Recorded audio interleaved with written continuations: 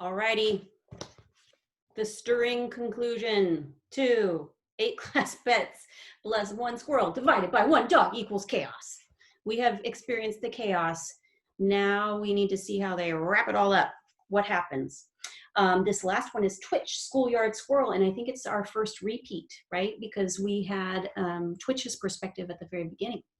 It says, that was a close call I had with that dog. And then with all those people running around school, banging doors open and yelling, what's going on here? And squirting each other. Do you know what he's talking about with the squirting each other? The fire hoses. Look at these illustrations. There's so much motion in them. See all the swirls and the lines? You can practically see him running out of the school.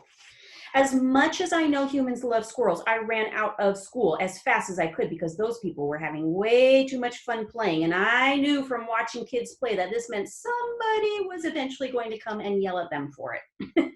And sure enough, after all the other humans had left in their cars with the spinning lights, and the man who lives next door to school brought the dog out, and he had a tight hold of his collar and was saying, bad dog, human. Oh, see, that didn't make sense to me, so I have to go back, right? If it's not making sense, you have to go back and go, wait, how did I read that wrong? And sure enough, after all the humans had left in their cars with the spinning lights, the man who lives next door to school brought the dog out, and he had a tight hold of his collar and was saying, bad dog. That made more sense to me. Humans can be smart about certain things. The next morning, I went from window to window at school to check up on all my new friends. They were back in their cages, but otherwise they looked fine. I think that might be the custodian, maybe, or the principal, maybe.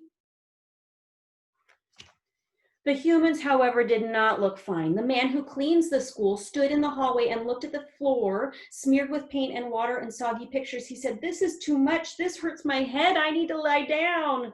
The man who lives next door to school said, you can't do that. The visiting artist will be here any minute. The mayor will be here. The people from the newspaper will be here. You need to clean this up right now.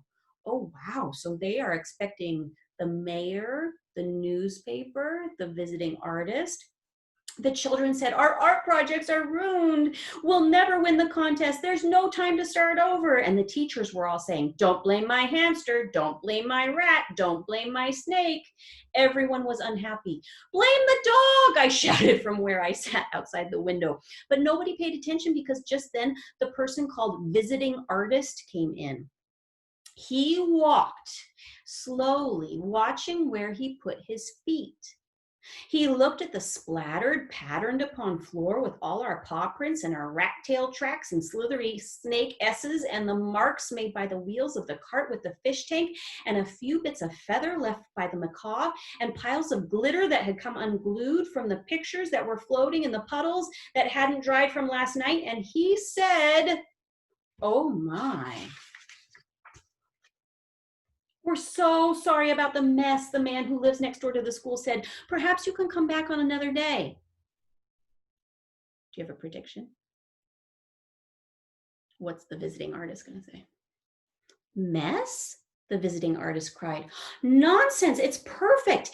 Anyone can decorate pieces of paper, and walls are so obvious. It takes vision to think, to make art out of the floor. Your students are brilliant. You are brilliant. Your teachers are brilliant. You must all come to visit me in my studio. So then everybody was happy again.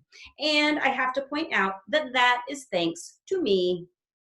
I took a little bow sitting there on the window ledge, although I don't think the human saw me. The turtle saw me and she waved. I think she moved so slowly, it's hard to be sure. It can't be easy to be a turtle. It can't be easy to be a human. I'm glad I'm a squirrel who is brilliant and who has vision. Not that I'm exactly sure what vision is, but I think it has something to do with being able to outrun a dog and to make friends wherever I go. Being a squirrel is the best thing in the world. So it all turned out okay. You could consider writing a story and having it be from different characters' perspectives. Wouldn't that be cool? And the next book we're going to read is this book, Tum Tum and Nutmeg, Adventures Beyond Nutmouse Hall. And these mice, oh my goodness, they have a little chaos too. Okay? Thanks for reading with me.